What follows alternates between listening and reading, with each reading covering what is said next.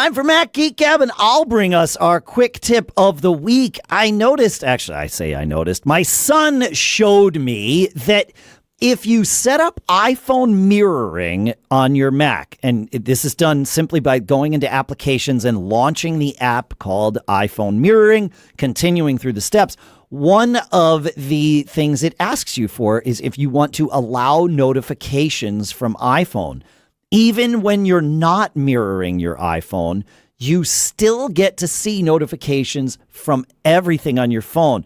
I have found this such a focus helper. I know notifications usually bad focus, but in this case, when my phone is sitting on my desk, in the past, I'd hear it buzz and I would stop what I was doing, pick up my phone, look at it, only to see that it was some notification I didn't care about.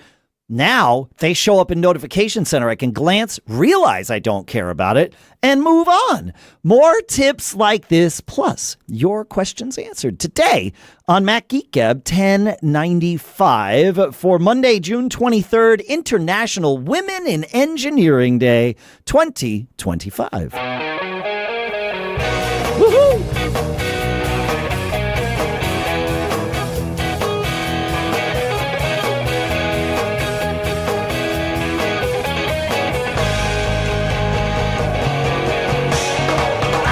Folks, and welcome to Mac Geek Gab, the show where you send in or we share. Well, we share them either way. Quick tips like that, cool stuff found that you or we have found, and questions that you or we have, sometimes even with answers or at least a path through the troubleshooting process to try. Our sponsors this week include surfshark.com/MGG or code MGG at checkout to get 4 extra months. Openphone.com/MGG, where you get 20% off your first 6 months. CalderaLab.com/MGG, where code MGG gets you 20% off your first order. IDEO U.com/MGG, where you get 15% off really cool courses for you, and then OWC's Envoy Ultra, their super fast Thunderbolt 5 SSD. We'll talk about each and every one of those in a little bit. For now, here, awake, I swear, in Durham, New Hampshire, I'm Dave Hamilton. And here, maybe not quite awake, but we'll get there, in South Dakota, I'm Adam Christensen. And here also in New Hampshire, I think I'm awake. This can't be a dream, or can it? It's Pilot Pete. Good to be with you, gents. Yep. I am 1095. What is that? I'm at my residence. Oh, yes. Officer's residence. It's 1095. Yeah. I think we're all 1095 today. Yes. That's right. That's a good thing. So, beautiful first day of summer. A bit breezy, but good to be here with you guys. It was slightly in doubt at 2:30 this morning as to whether I'd be here, but it was in doubt 10 minutes before the moment that we are in at this moment with Correct. Lots of things. We might as well address this right out of the gate, Adam. Yeah. You might overslept. You overslept. Oh, I wasn't going to address that.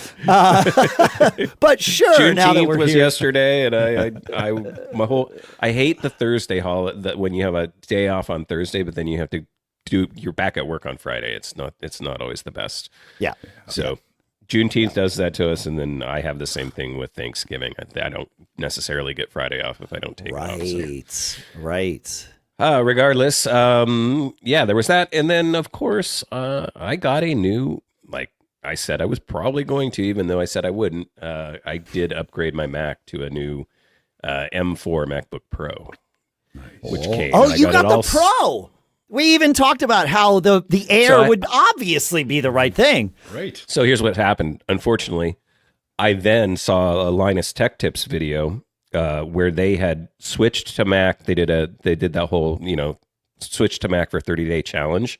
Okay. But this was a follow-up video because they both had said they hated macOS so badly that they were going to immediately, on day 31, switch back to their Windows PCs. They didn't. 60 days later, they were still using Macs. And Linus had a MacBook Air, and the other guy, I forget who it was, one of the more designer guys had the MacBook Pro, and he brought up the Liquid Retina display. and the brightness. And he's like, the MacBook Air goes to 500 nits max brightness. This one goes to 1600. Oh, is that right? Is it that much more? Yeah, and plus it's got ProMotion. And so I literally had bought the MacBook Air that I wanted, and it was right around $1,900.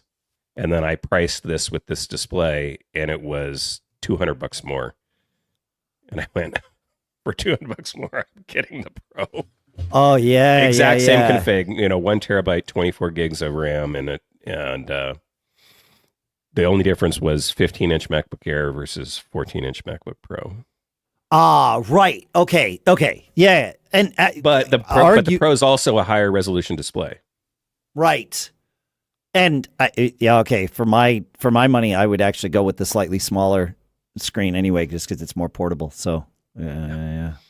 Nice. So anyway, but then of course going from Intel, the other elephant in the room this morning, going from Intel to Apple Silicon.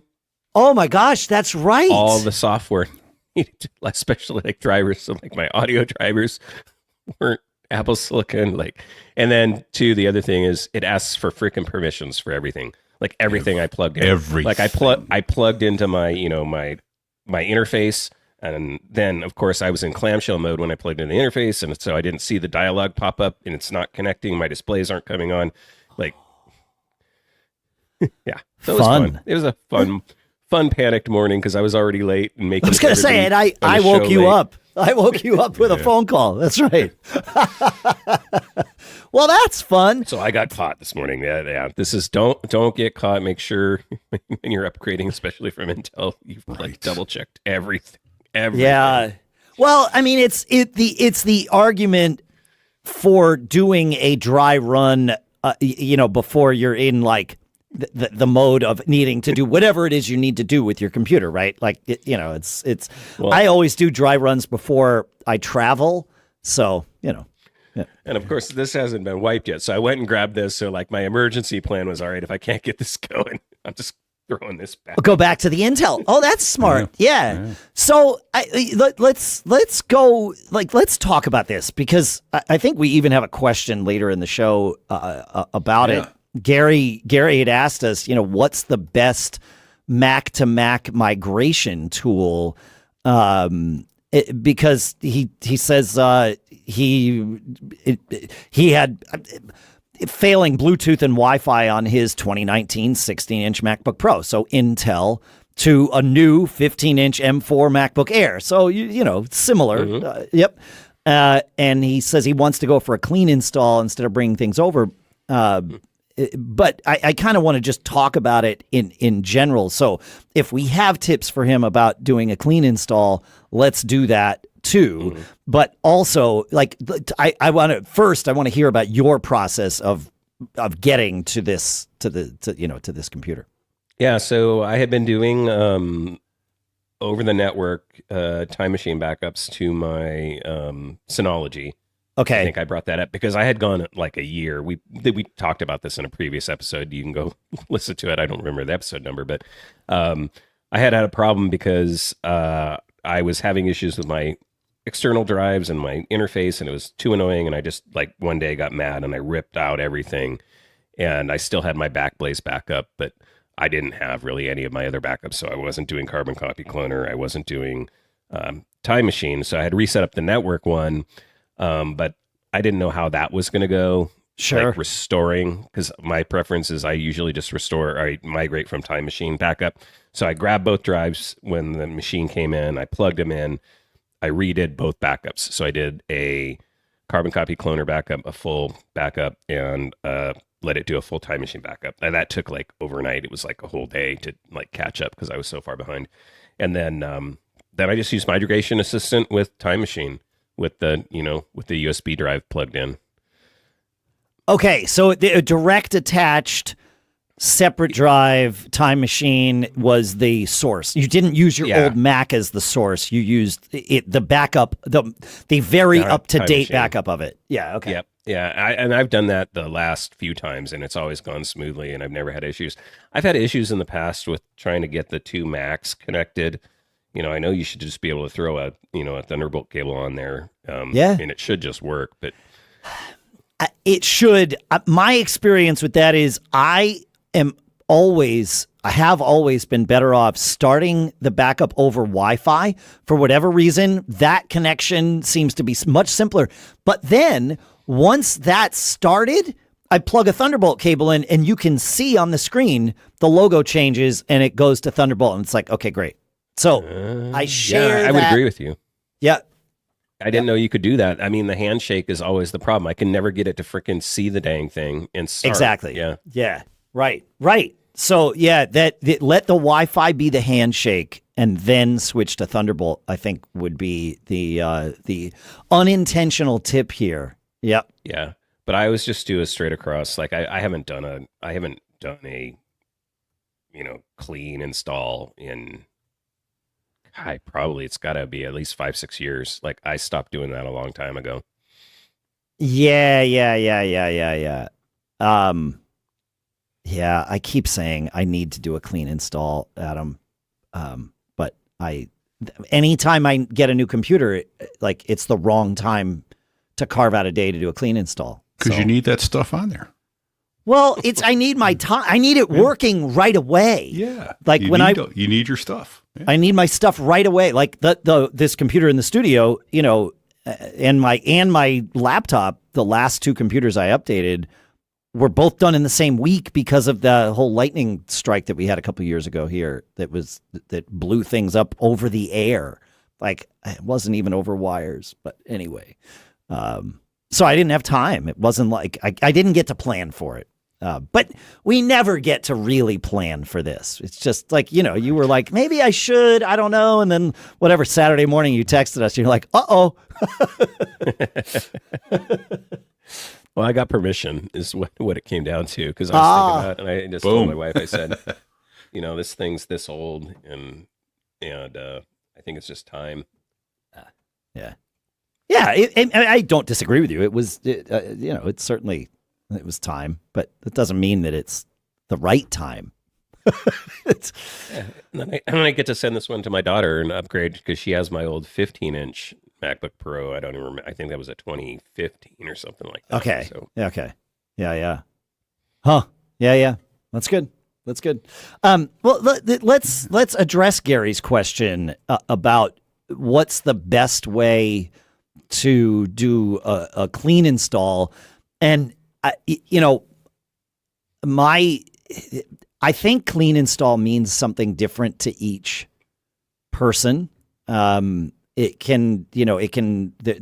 hardcore clean install where you start with an operating system and don't even sync documents over, right, until you need them. I mean, like that would be one version of a clean install. And certainly people that maybe, have recently retired and gotten a new computer or whatever, they don't need all the work documents they had. Like there's worlds where we've seen examples of that. But in general, the first question to ask or to answer for yourself is, what do you want to preserve? And it, if it's documents is one of the things on that list, then the question is, well, where are your documents? If they're all stored in documents on iCloud Drive, then all you got to do is sign into iCloud and everything's there. Or if it's Dropbox or Synology Drive or, box.com or, whatever syncing service you're using, same. Sign in, let it happen. Otherwise, you've got to move everything over. But even then, what happens to your mail? And do you have, but mail could be the same way. Mail could be IMAP, right? And so you just say, great, I'm going to just sync it, let it sync from the server and everything's good. And then 3 to 6 months down the road, you're like, where's that old email? Oh, I forgot. I put that in an on my Mac folder, right? So I think my general advice is take a snapshot of your old computer, no matter what, whether you're doing it the way you did it, Adam, or you're doing it truly, clean install. Take a snapshot and put it on ice. Don't be, if you can avoid ever needing to erase it, that's great. The way I do that is I put a snapshot on my my Synology disk station, and then they just live in what I call cold storage, but it's really not cold storage. It's right there. So, hey, Pete. Yeah, so pick me. Go. What is the simplest way to take a snapshot, and how big is a snapshot of your...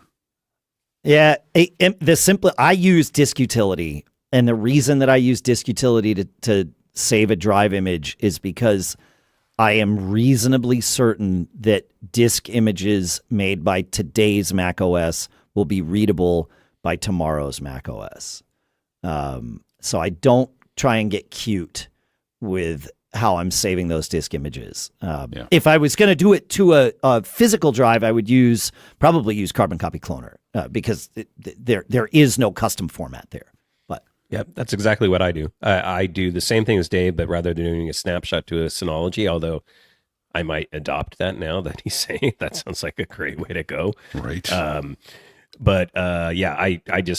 do my last Carbon Copy Cloner backup to my, from my old machine. So that one that I did when I was prepping to do my migration, and I will just leave that off to the side for 3 to 6 months till I know I don't need anything that's on there anymore. And then I'll put it back into service if I want. Right now I have really old USB just spinning drives. I think they're USB 3 drives. I'll probably just get new backups for Carbon Copy Cloner and Time Machine as SSDs. Yeah. Yeah, makes sense. Wow. So just a heads up here. I've got a lot of cruft on my machine right now. I know I had to clean off. Usually I have about 400 gigs free on a 1 terabyte drive. I'm down to like 208 and change. I have never noticed this before. I opened disk utility, and under Harrier volumes, Harrier's the name of my drive, it has a Harrier snapshot, which is 994 gigs. Yep. So yeah. Yep. Wow. Okay.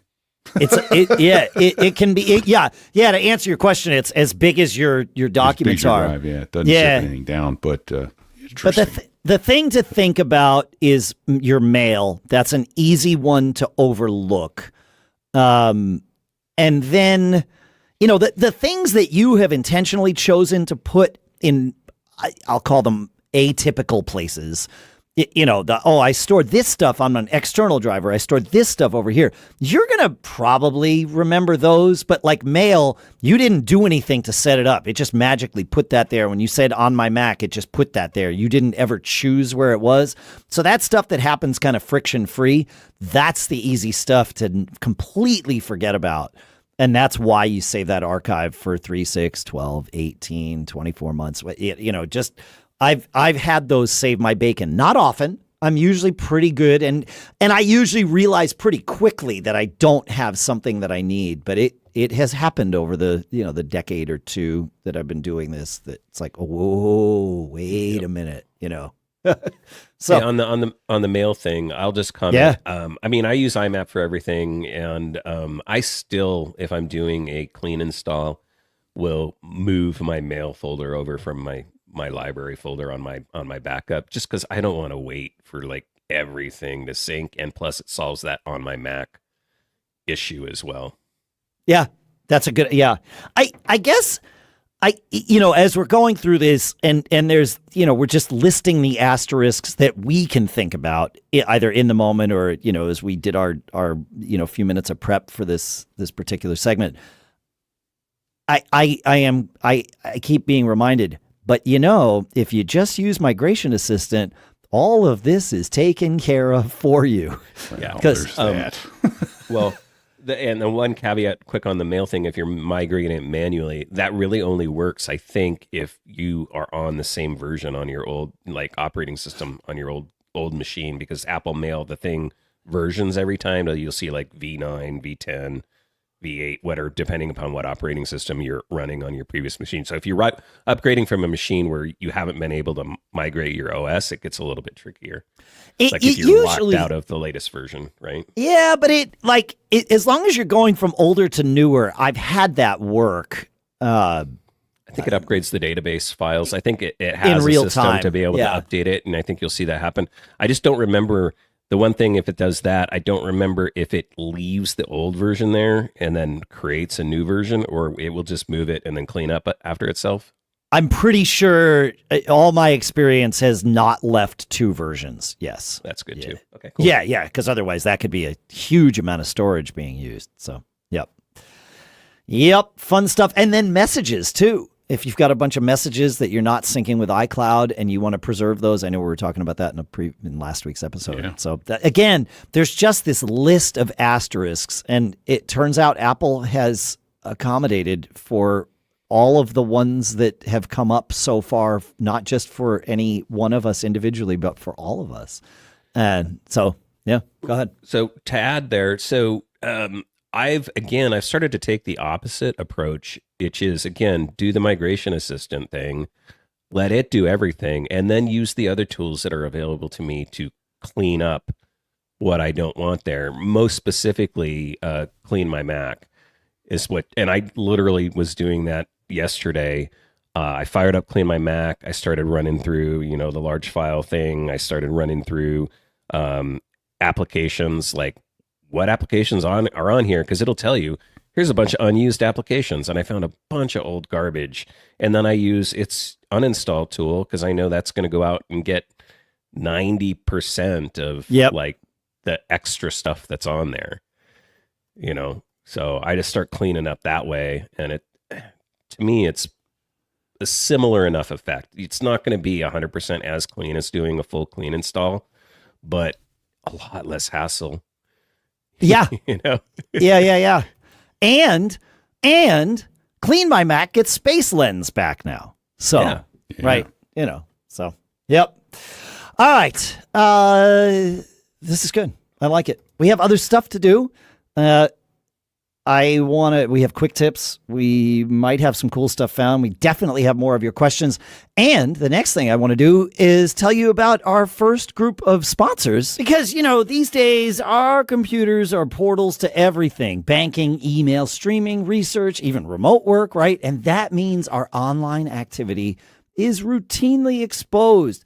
And that's why I think our sponsor, Surfshark VPN, looks so cool. It encrypts everything we do online, whether we're working at home or sipping a suspiciously overpriced latte over on public Wi-Fi or something. But it's more than just encryption. With Surfshark, you can bypass geo restrictions and unlock content from around the world. You want to stream a show that's only available in the UK? Boom, you're there. It even blocks ads and trackers while you browse if you want, keeping your sessions clean and private. And here's what really geeks me out. Surfshark lets you protect unlimited devices on a single subscription. Your Mac, your iPhone, your iPad, your fridge. Okay, maybe not the fridge, but you get the idea. Don't get caught unprotected. It's time to take control of your online security. Try Surfshark risk-free today and enjoy their 30-day money-back guarantee. Go to surfshark.com/MGG for 4 extra months of Surfshark. That's code MGG at surfshark.com. URL and code can, of course, always be found in the show notes at MacGeekGab.com. And our thanks to Surfshark for sponsoring this episode. And look, you know how picky we are about our gear, especially storage, right? Enter the OWC Envoy Ultra, the first and fastest Thunderbolt 5 portable SSD on the planet. This thing's not just fast, it's over 6,000 megabytes per second fast. That's up to 2 times faster than Thunderbolt 4 and USB 4. You blink, it's done.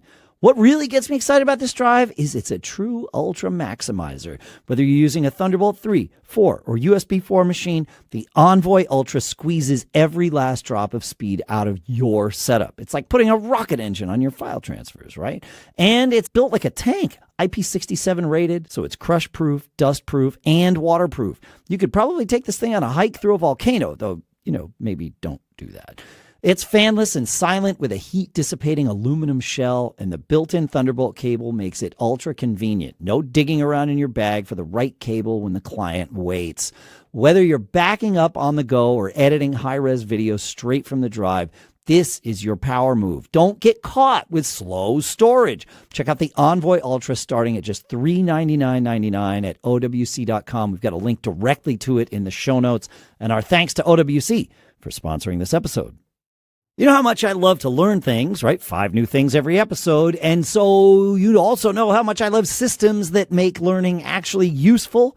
And our sponsor, IDEO U, that's targeted education at its finest. Whether you're stepping into a new leadership role or just trying to stay ahead of the AI wave, IDEO U gives you exactly what you need when you need it. Their online courses are built by the legendary design and innovation company IDEO, folks who have been solving problems creatively for decades.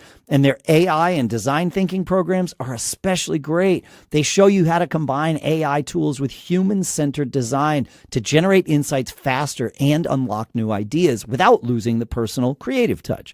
And this isn't just theory. It's actionable frameworks that help you lead with confidence and actually apply what you're learning. Like right now, you're not just learning, you're building something real. Don't get caught watching the AI train leave the station without you. Jump on with IDEO U and level up your leadership, your innovation, and your problem-solving skills. Class starts soon, so enroll today. For a limited time, IDEO U is offering our listeners 15% off site-wide. Go to IDEOU.com/MGG. That's IDEOU.com/MGG for 15% off. IDEOU.com/MGG. And our thanks to IDEO U for sponsoring this episode. All right. Shall we do some quick tips, guys?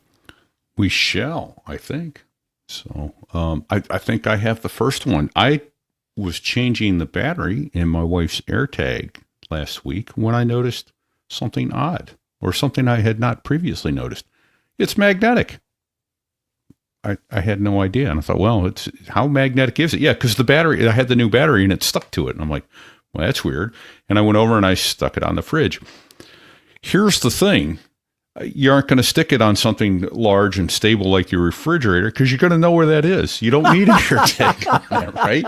So, but what I did think is like, oh, okay, I don't have to tape it somewhere in my vehicle. I can reach up under the dash and set it on top of a metal piece, and it will stay there, out of sight, that sort of thing. Will it hang on something upside down? Not once you go over a bump. It's not that strong of a magnet.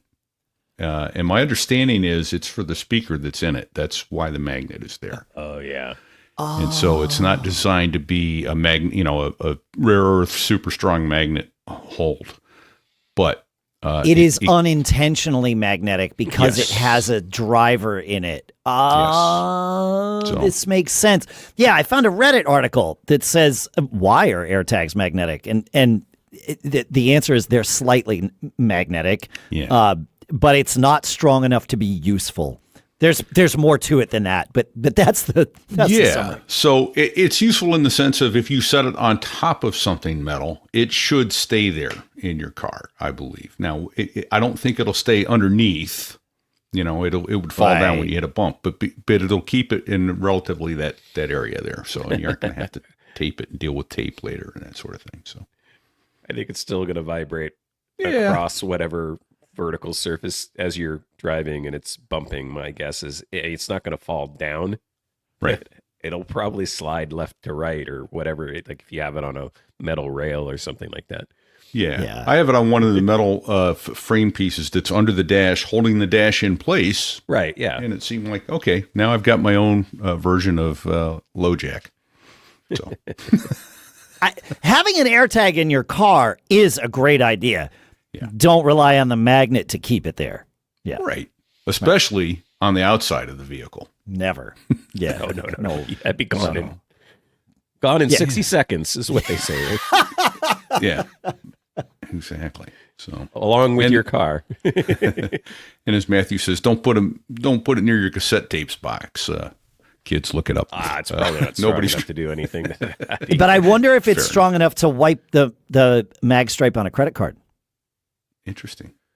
Well, people put them in their wallets all the time. There's tons of wallet AirTag things, so you would think you would hear about that being a problem already. We have MagSafe wallets that wipe my credit cards all the time. Is that right? Really? Oh, sure. Oh, absolutely. Yeah. I think you've seen me when I travel. Maybe that's why my American Express quit working in the fuel ticket or in the fuel for the airplane. Correct. Okay. Yep. Yeah, because we use the chip so much that it's hard to pinpoint when the mag stripe died. But the ones that never make it to my to my MagSafe wallet, they never die, and the ones that make it there often die. Great point. Okay. Did I ever give my quick tip money clip? Go ahead. Oh, yeah. You have, actually. I think I've given this tip. Yeah, I've used this for years, and it doesn't demagnetize anything. I have a giant binder clip that I've been using for years as my, just an office binder clip, a silver one that I've been using as my wallet. So I just stack my cards and then wrap cash around it and clip it. And it doesn't add bulk. You don't have the George Costanza problem, and you don't have the MagSafe problem either. So yeah, they're expensive though. I bet they're 12 or 13 cents a piece at Staples. Lifetime supply. I did find out. I must not be the first person to figure this out, because I was then wondering. I'm like, I wonder if anybody makes like a high end version. I think I did find somebody who's like a pure like silver, silver one or a gold one. Same concept though. Yeah. Right. Yeah. Mine looks silver because I didn't get the black kind. I just got the all silver kind. Oh yeah, that's nice. Yeah. I'm looking. Speedle sells. Yes, in fact, for sure. I just found something. I'll put it in the show notes, but you got to know we're not recommending that you spend this kind of money on this thing. So for $100, you can get from Speedle, Speidel. I think that's how that's pronounced. You can get a very, I guess, fancy binder clip. I don't know. It just looks like a binder clip. Like it's right? It's literally a binder clip, folks. Yeah, but you won't have as much money to keep in it. That's the upside. It's got carbon fiber and all kinds of different materials. Yeah. Oh yeah, it's targeted at golfers. It looks like so. There you go. Yeah. So yeah, sure. It works. It's worked for years, and again, it won't demagnetize my cards. Yeah. Fun. So yeah, there you go. Yeah.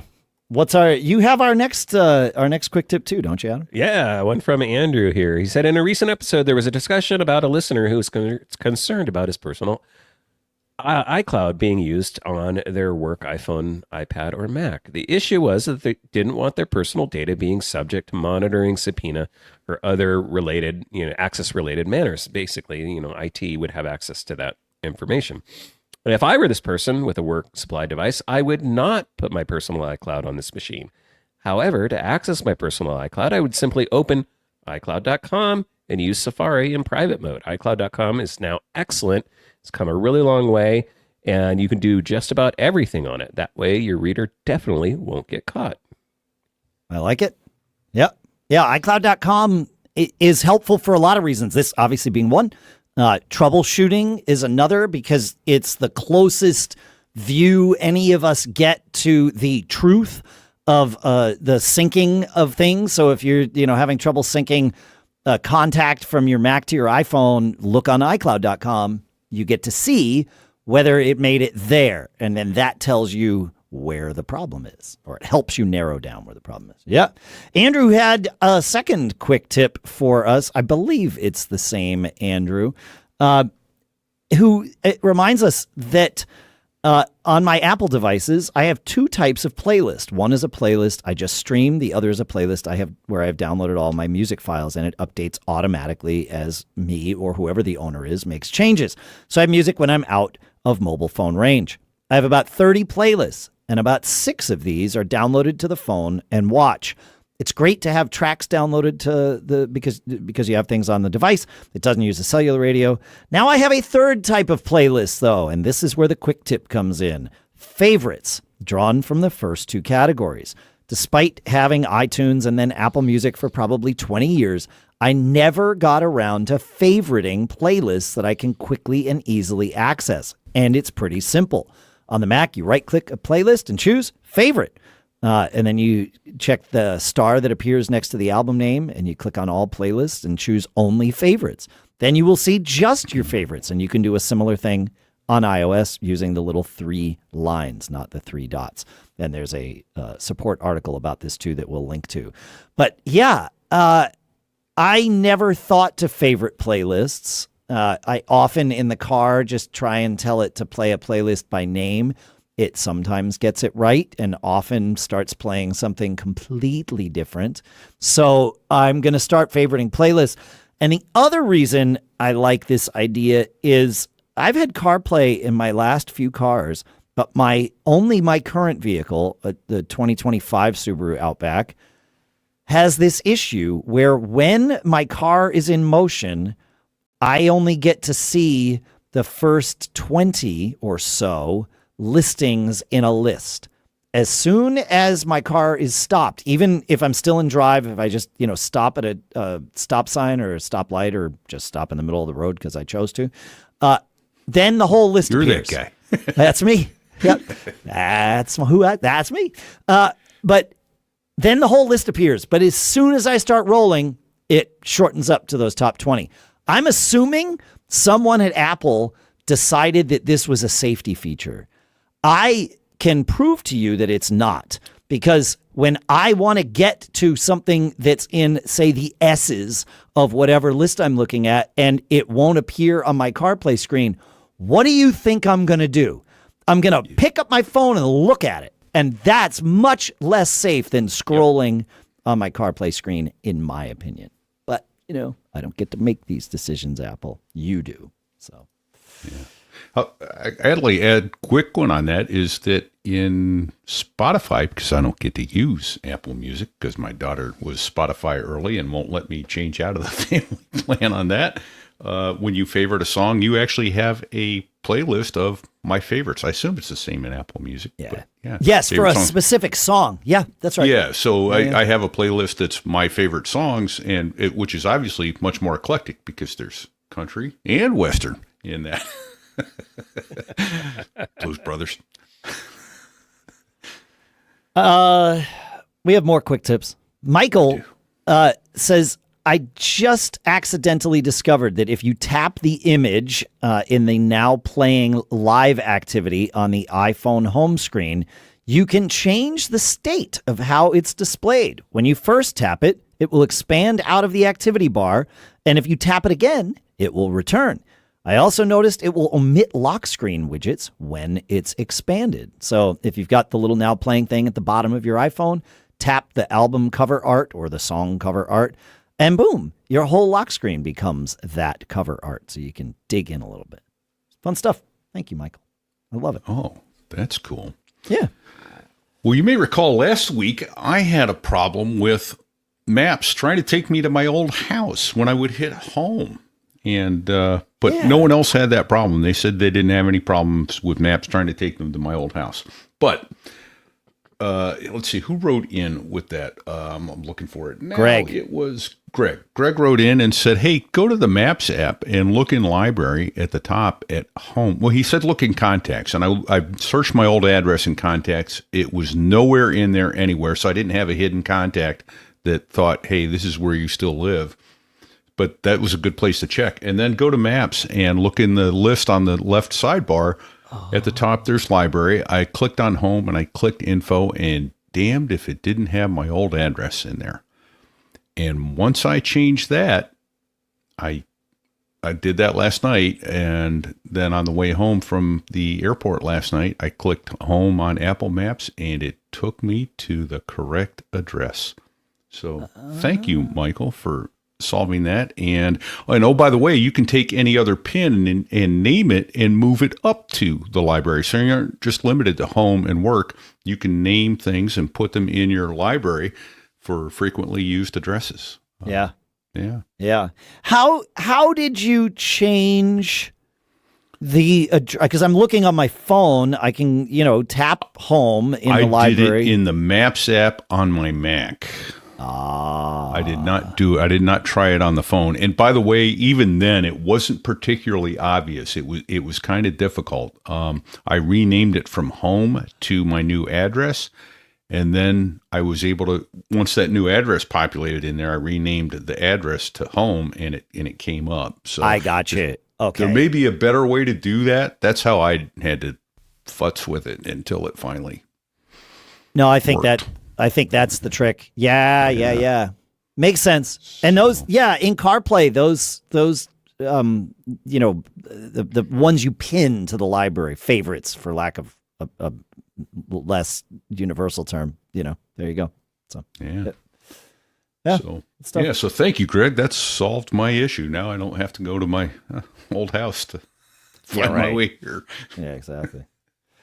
Do you have anything on that, Adam? Did I?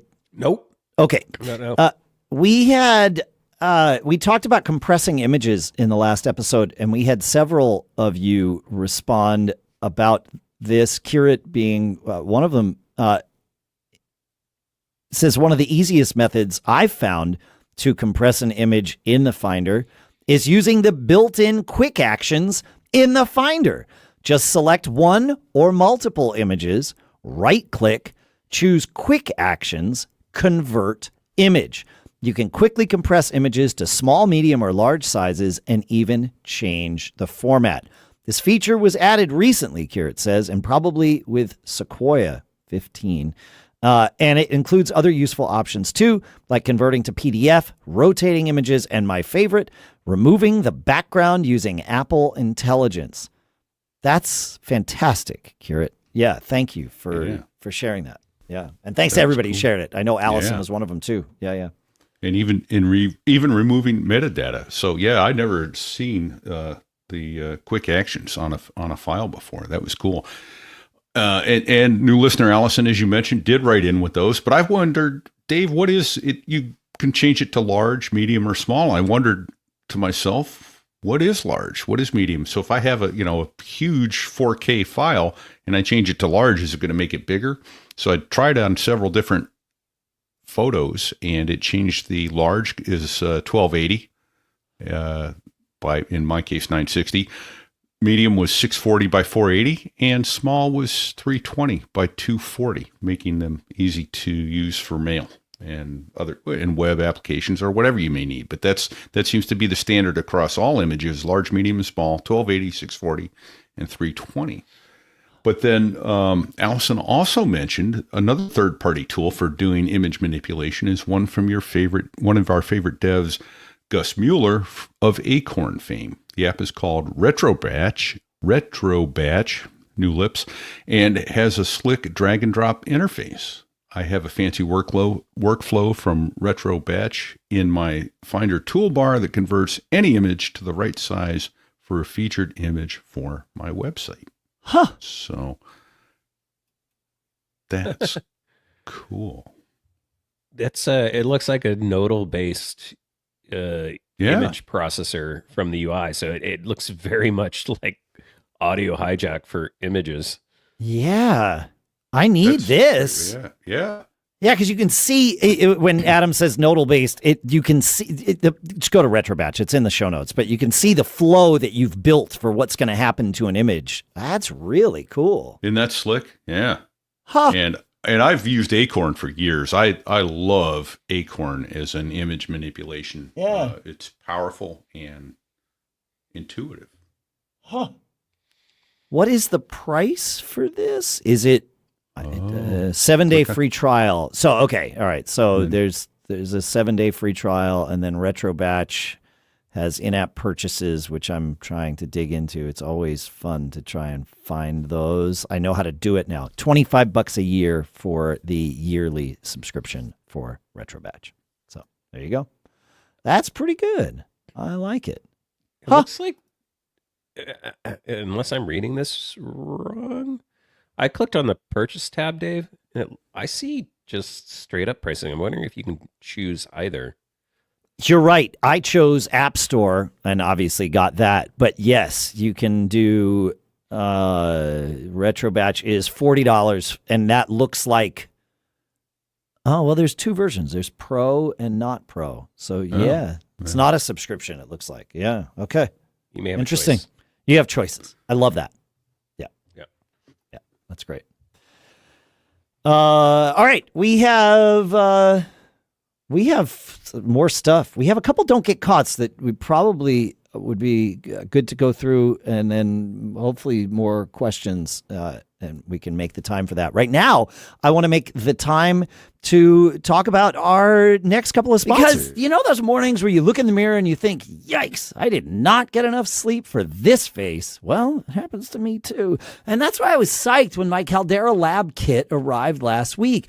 Their eye serum is a game changer. Sometimes I got to get up early to record, like Mac Geek Gab, and it actually helps me look like I slept. Magic? No. Science? Yes. Caldera Lab is skincare made for men. Simple, effective, and powerful. The good? That's the name of their award-winning serum packed with 27 active botanicals and 3.4 million antioxidant units per drop. The base layer is their nutrient-rich moisturizer. And yeah, it hydrates without making you shine like a glazed donut. They've tested all of this rigorously with real people and actual scientists. It's cruelty-free, non-comedogenic, I love that word, and even plastic neutral. I love how intentional everything is. No fluff, just stuff that works. Don't get caught looking tired, dull, or like you borrowed your skincare from a vending machine. That's because skincare doesn't have to be complicated, but it should be good. Upgrade your routine with Caldera Lab and see the difference for yourself. Go to calderalab.com/MGG and use code MGG at checkout for 20% off your first order. You're going to love it. And our thanks to Caldera Lab for sponsoring this episode. And look, if you're running a business, or heck, more than one, you already know the pain of juggling calls, texts, and customer conversations across different numbers and platforms. And that's why I'm stoked about OpenPhone, the #1 business phone system for teams like yours and ours. It works right from your phone or your computer, so no more carrying 2 phones or forwarding calls from some dusty landline or whatever you've rejiggered together, right? You and your team can share a single number, collaborate on calls and texts like a shared inbox, and keep customer conversations flowing without missing a beat. Plus, OpenPhone's built-in AI assistant can handle calls after hours, answer FAQs, and even capture leads, so you never miss a customer either. This is don't get caught energy at its finest. See why over 60,000 businesses trust OpenPhone. They'll even port your existing number for free. OpenPhone is offering all of you, because you're Mac Geek Gab listeners, 20% off your first 6 months at openphone.com/MGG. That's openphone.com/MGG. And if you have existing numbers with another service, OpenPhone will port them over at no extra charge. OpenPhone, no missed calls, no missed customers. You're going to love it. And our thanks to OpenPhone for sponsoring this episode. All right. Gordon sent us some sad to me news that MacUpdater, my favorite update app that I rely on my Macs to keep everything up to date and not get those messages when I launch an app saying, hey, you haven't launched this in 6 months and now it needs an update. MacUpdater solves that. Well, not after January 1st of 2026. So at the end of this year, MacUpdater will be sunsetted as the development team moves on to other things. I'm pretty sure the business is a small business, mom and pop style business, and they're moving on to other things. So thank you to them for doing what they've done. I know that they are interested in seeing it continue if there's someone out there that would like to continue development and maintenance on it. And you can look at that at, I believe, just macupdater.com or corecode.io. But there are other apps out there. I know the site macupdate.com was recently acquired in the last year and a half or so, recently acquired by a sole proprietor. It had been, I think Joel Mueller started it and ran it for a long time. He led it to a successful acquisition with, I believe, Zeobit, and now it's not Joel that has it back, but it is someone that's just running it for their own as their own sort of small business, and they have built a new version of the MacUpdate.com updater app, so that might be worth taking a look at too. Hey, Dave. Hey, Adam. Is it much different, or I didn't even know, again, I mentioned I was doing CleanMyMac the other day, after getting my new machine. CleanMyMac has some kind of updater built into it. I don't know how it is different or maybe different, but I let it update a handful of my apps, and it has to be intentional. Most of them. But yeah, there's an applications tab on the left, and it checks for updates and unused. And how smooth? I'll have to check it out. Yeah. I won't derail us with a conversation while we're talking about comparing apps that where none of us has used both. But yeah, okay, I'll look at that and see how that compares to Mac Update. Yeah, maybe somebody in the audience can report back at feedback@macgeekgab.com. That's a great idea. Feedback@macgeekgab.com. Feedback@macgeekgab.com. Yep, for sure. All right. Yep. Andy has one for us. Another don't get caught. He says, "Hey guys, just wanted to share a quick tip after using Apple's new feature to merge two Apple IDs. I've had one ID for iTunes purchases, tons of music, movies, and apps, and another for iCloud services as the head of an iCloud family plan. I followed Apple's instructions to merge them via my iPhone. Super quick, smooth process.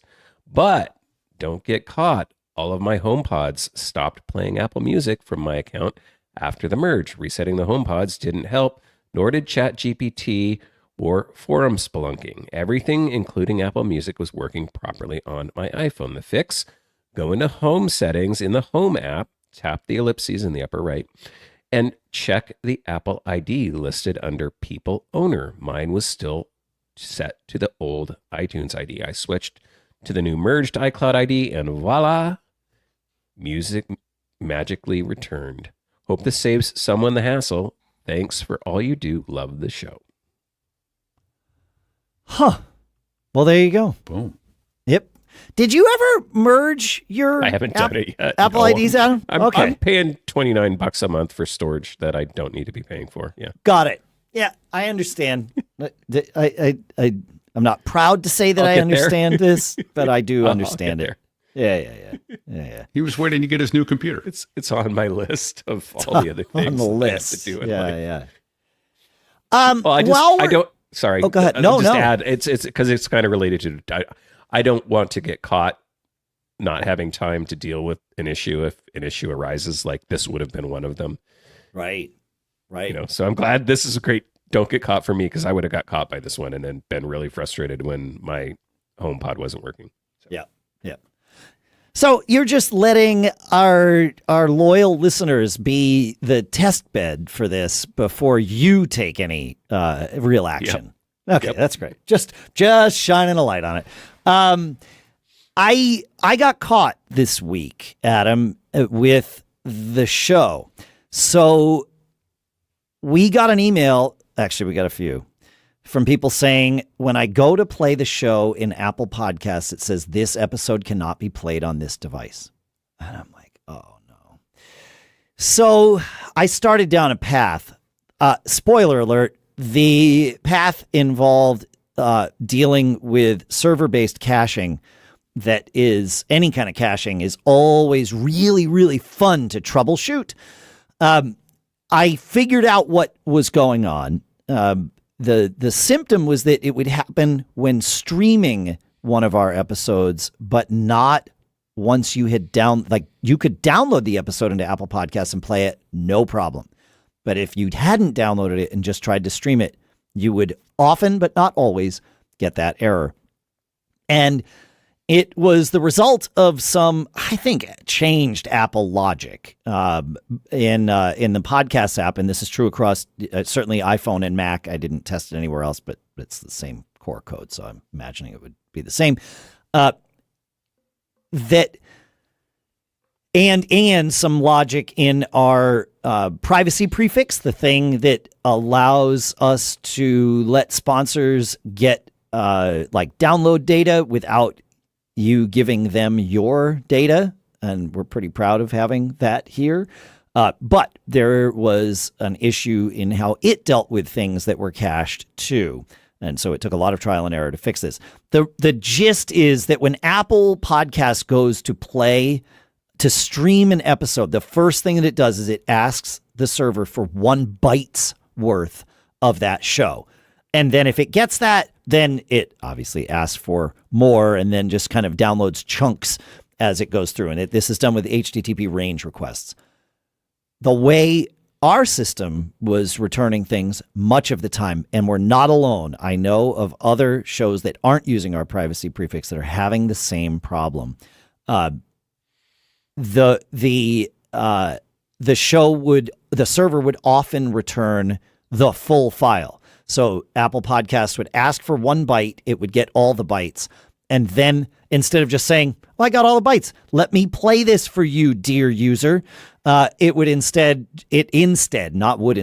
does instead throws up an error message saying this episode cannot be played on this device, which is super unhelpful and misleading and just wrong on so many levels. So we're going to report this to Apple, but we have fixed the problem as best as it can be fixed. There are still times when you ask a server for 1 byte and you get all the bytes, and there's nothing that really can be done about that. If the server decides to return all the bytes, it's going to return all the bytes. And the fact that Apple Podcast dies unceremoniously about that is just bad practice, in my opinion. But I wanted to share it here. If you are seeing it consistently, please let us know. If you see it once and then try to play again and it works, we're aware of that. But if it happens for you, you would be the only listener to whom it happened, based on what I understand. So without getting extra nerdy, that's what's going on. Thank you for your patience. Frustrating. Super frustrating. Why? Anyway. All right.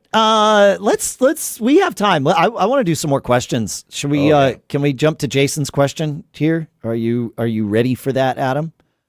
I'm reading Jason's question. You're reading Jason's question. Yeah. Oh, I didn't see that one, but that's okay. You want me to do it? Is it unable to get type? That's the one. Got it right here. Great. So Jason says, back in 1074, you guys mentioned using keyboard maestro or shortcuts to type the contents of the clipboard for annoying websites that won't let you paste into text fields. I don't have keyboard maestro, but somehow have not been able to come over the way to get this to work using shortcuts. ChatGPT has also not been helpful. I would love some suggestions on how to get this to work. So I played with this a lot and finally got there. I worked through it using shortcuts and AppleScript, and overcame a few other obstacles in the process, and admittedly had to have ChatGPT help me figure out what they were, to include getting a terminal command that made it work. But I took screenshots and put it in. Dave, I don't know how. You're not going to share those in the show. You're going to share them in Discord, and then we'll put a link in the show notes. Yep. We'll make it that way. Yeah, there we go. So just walk us through the process, though. Are you triggering an AppleScript from a shortcut? Is that right? That's simply it. You create a shortcut basically that says, type, paste it, or type the clipboard. I think is what I mean. Is the AppleScript just taking the contents of the clipboard and iterating through it one character at a time? Is that right? That's my understanding. See, I'm not a scripter, so that's my understanding of what the AppleScript is doing. And then, and then the other problem I had with there was I had to get a terminal command because I couldn't get system events to let the shortcut work. Yes. And so ChatGPT gave me the system command, said, here, you got to do this in order to get it to allow it to happen. So it was one of those things where you had to put in the terminal command, it still wouldn't work, then a reboot, and it worked. Yes. And was persistent after that, so that, it works today after multiple reboots. It isn't something that goes away when you turn your computer off again. It's a permission that you're allowing in system settings. Right. And the terminal command, the reason was I had to use the terminal command. That option didn't come up in system settings to allow me to turn on the switch and authorize it. The terminal command is what authorized it. It wasn't. You had to go into that privacy thing and allow that. That's a super pain in the neck. How do you like that stuff, Adam, today? Is that your thing today? Yeah. You're coming to a sad realization. Allow or deny. Yeah, that's right. That's right. Yeah. One of the best Apple commercials ever, by the way. Yeah. Yeah, but now it's Apple that's done it to us. I know. Yeah. It's like Windows Vista all over again. Yeah. It is like Windows Vista all over again. No, it's appleOS 26 is Ben in our Discord suggested, now that we have, macOS 26, iOS 26, iPadOS, et cetera, can we just as a shortcut call it appleOS 26? And I really like that. I'm all for this. Or maybe is it better to call it aquaOS 26? Is that better? I don't know. Right.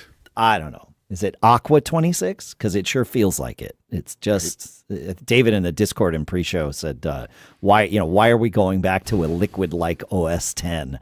Or is this just a new version of it? I think that's it. It's Aqua. But anyway. Everything old is new again, Dave. I know. For Jason, I highly recommend you don't do this with shortcuts in AppleScript. And I especially highly recommend that you simply buy Keyboard Maestro and use that to do this. It is going to make your life a lot simpler in a lot of ways, not just this one. Although I will state that I used that Keyboard Maestro one, and I forget which website even then wouldn't let me do it. And I don't know if it was a system events thing then. That was months back. And it has otherwise worked for me, the Keyboard Maestro. There's two in Keyboard Maestro. One is essentially a clone of what the system lets you do, which is to actually paste without formatting. So it strips the formatting and then issues a paste command. On websites that won't let you paste, that will be the case. However, on the one where it's simply typing, nothing should be able to stop that. And if something does, your shortcut ain't going to work either. So right, fair enough. Yeah. Yeah, because it's doing the same thing. You're just writing an Apple script to do the thing that Keyboard Maestro is already doing. So yeah. Yeah. Yeah. Shall we go to Larry? Let's go to Larry. That's fine. All right. So Larry wrote in. He says, I upgraded my 15 Pro Max to a 16 Pro Max iPhone, but I've noticed a noticeable skip when listening to audiobooks and podcasts through my pre-CarPlay car stereo via Bluetooth. It's like the dreaded skips on vinyl records. The issue only occurs with the car stereo, not Bluetooth headphones. It wasn't present with the 15 Pro Max. Help. Yeah. Okay. So I don't know what the issue is. I don't have an answer. But I do know that the 15 Pro Max is Bluetooth 5.3, as is the 16 Pro Max. So there's no difference there. And even the modem, the chip that's in it, is very similar, but it's not the same. So it could be a thing. We haven't heard about this from other people. When an iPhone disconnects, when an iPhone knows that it has disconnected from a Bluetooth speaker of any sort, the audio is paused. That is just how that works. So given that Larry has described his issue as kind of still playing and he's missing pieces of it, that tells me that the phone doesn't think it is disconnected. So that leaves the car. And as a test, I would put the Bluetooth playback screen up on the car's entertainment system, and assuming it's safe to do so while driving, look at what it's showing on there when you stop hearing audio to see, does the car think it's still being played and it's just not coming out of the speakers, or has the car lost the connection and then the car's getting it back? That would be informative, right? And you could also, again, assuming it's safe, look at the now playing screen on your phone. Based on what Larry's described, I would think that it's going to think it's just playing all the way through, but nice to confirm that. All of that said, where I would start with this is unpairing and repairing the phone with the car to see if that just solves it. The other thing would be try a different device running the same operating system as whatever you're running. And then I'm trying to think of what else we could do here. I don't know. You got any thoughts, Adam? Well, I have a question. Okay, sure. This is an old in-car infotainment system, I'm assuming. Of some sort. Bluetooth-based. Yep. Is it worth calling the dealership and finding out if there's any kind of firmware update for that? Because I think dealers can install firmware updates for old infotainment systems, but I don't think they're often something a consumer could install. I think newer systems like my car has a Wi-Fi connection you can set up, so presumably it updates itself if that sort of thing happens, but I don't even know. Yeah. Good point. That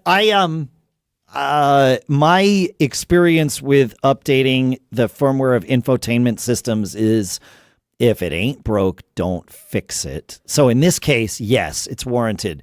But if everything's working fine, resist the temptation to update for the sake of updating because, I've seen it cause like weird little hiccups, and it's like, oh, why did I do that to myself? So, fair. Yeah. Last ditch effort. Yeah, exactly. Yeah, but if that, like, if there is a one and there's a known, they'll have a list of, the bulletins that came out with it, and if it's essentially the change log, right? So ask them about that. But yeah, I'm curious if for some reason the car or the phone thinks it's being muted during this period. Is there something in the car that is like, I've noticed my car has a it's got like advanced lane assist. It essentially drives itself using cameras, like when it can see the road. And when it's doing that, if it doesn't think that my hands are on the steering wheel, regardless of whether they are, it will set up an alert. And if I don't like take the steering wheel and jiggle it when the alert happens, it'll start sounding a chime. And it doesn't mute. It reduces the volume of my audio to being inaudible so that I can pay attention to the chime. But now I don't hear the podcast and I miss that section. So is your car choosing to do something that reduces the audio? I don't know. But anyway, well, that's right. That's where I think that one goes. Yep. All right. Got time for more? I think so. Do you have time for more? You have time for one more? Yeah, absolutely. Okay, great. Yeah, I got William here. William says, I just replaced my old AirPods 2 with AirPods 4 with noise cancellation, and I have a couple of concerns. One, according to the Apple help pages, when the battery charge of your AirPods is low, you'll get a notification on the screen of your iPhone or iPad. You'll get this notification when charge is at 20, 10, and 5% remaining. I've been using iPods since first generation, and I have never gotten a notification about battery life on an iPhone or iPad, nor can I find any settings for these notifications. Notifications on iPhone at these percentages would be nice if they actually worked. I do hear the beep on the pods themselves, but it's easily missed when something is playing. And why, oh why, do they happen only at 10% and about to die? Again, from Apple's help, your AirPods 4 with active noise cancellation charging case plays a sound when it pairs, charges, and more. The and more would seem to cover a lot of ground, but I can't find anything more specific. I do hear sounds when I put the AirPods back in the case, but there's no indication of what the sound might mean. The internet seems to think that the case will chime when its battery is below 40%, but that seems like a weird, unhelpful number. Who charges at 40%? So, yeah, I don't have an AirPods. I don't have AirPods 4. I have AirPods Pro Gen 2. So I don't believe my case is making chime noises, but maybe. I don't think I hear noise when I put things in it. But, I don't think so either. But I know that I've never gotten a notification on my iPhone when the batteries are low. That I am certain of this. And nor have I had a notification to circle it all back around, to call it back to the intro. I've never seen the notification show up on my Mac either. So, You know what I will see? And maybe this is it. But I mean, you'd have to be looking at your device when this happens. The live notifications in the dynamic island, I will sometimes see that open up and show my little icon on my AirPods and then a red like just circle, like showing that they're at a low charge. And I do occasionally hear a chime sometimes when I put things in my case, but I never knew why or what triggered it. It's so random. Yeah. I'd love to learn what the and more is here. If anyone knows about an and more, feedback at macgeekgab.com. Yeah. All right. It's almost like, what was his name on 60 Minutes years ago? Andy. He was always and more. Oh, Andy Rooney. Andy Rooney. That's right. He was my neighbor. For like growing right? up. Yeah. I mean, not right next door, but like down the street. Yeah. No kidding. He was exactly the curmudgeon that he appeared to be on the show. How many times did he yell at you to get off his lawn? It was mainly on the train platform. Like if we were going into New York, because our town had a train stop. The town of Rowayton, Connecticut, had a Metro North stop into New York. So yeah. Did you ever notice? Yeah. Yep. That was Andy Rooney. Yeah. Kids, ask your parents. Yeah. All right. Do we want to do another question? Do we want to run through a cool stuff found or two? How's everybody feeling here? I can do either. All right, then let's talk about a couple of cool stuffs found, shall we? Lingon Pro 10 is out. So Lingon is an app that lets you control and manage all of the launch agents and more on your system. It lets you see things that other apps that there are no things to see. You would have to like go edit plist files, and Lingon edits those plists for you. You can create them, and now it adds Apple Intelligence and more. Lingon is one of those apps that there's nothing comparable to it, and I wouldn't ever want to live without it. So I am stoked that it's out. They've got a new user interface where there's tabs and such, and Lingon will notify you if things are changed. I love it. I love it. So I'm stoked that the new version is out. Yeah. I'm a big fan. Listener Chris has taught me about one of my new favorite apps. He says, I heard about this alternative app for controlling your Sonos systems. It's called CLIC, C-L-I-C. And so far, it seems to work just as well as the native app. It's available for all platforms that Sonos supports with their apps, and it's $14.99 a year or $60 for lifetime. This app is fantastic. I have found it to be more reliable than the Sonos app. Although I will say that the Sonos app has gotten much better in recent months. Like I know we talked about it on the show, and they are moving in an excellent direction. But yeah, this CLIC for Sonos, I like the user interface on it, and it makes life easy to kind of control things and all that. So, yepper. Yeah. Okay. Cool. Well, if you think that was expensive at $14, I'm going to move us to, and of course now my notes has froze. There it is. It came back finally. This one isn't free, but I'm going to be getting one. I can tell you, Flipper Zero for hotel rooms. Michael writes in, when I go to hotels, I've been using my Flipper Zero to control the TV with the universal remote. It has the ability to copy, i.e. backup, the hotel key so that I can have it in my bag in case I can't have an issue with my room's key card. And there are a lot of other uses for it as well. It seems like a Raspberry Pi in a cool, usable interface and case. Yeah. You going to be gray hat or black hat, Pete, or white hat? White hat. White hat only. There you go. Maybe gray hat to see if it'll work that way.